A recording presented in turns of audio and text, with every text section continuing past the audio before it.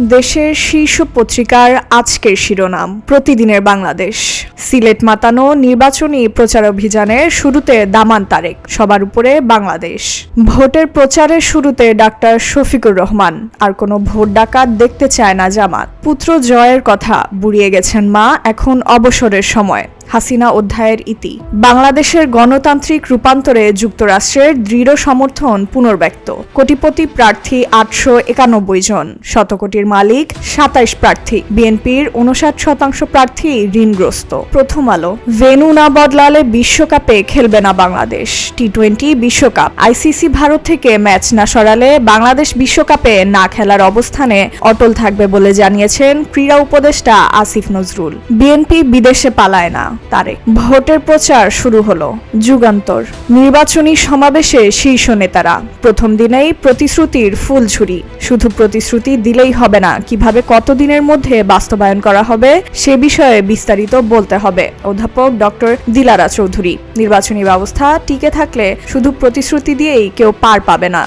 Doctor Zahedur Rahman. সিলেটের সমাবেশে তারেক রহমান। ধানের শীষকে বিজয় করলে দেশের মানুষ স্বাবলম্বী হবে। মিরপুরের সমাবেশে জামাত আমির। মানবিক বাংলাদেশ প্রতিষ্ঠায় ভোট চাই।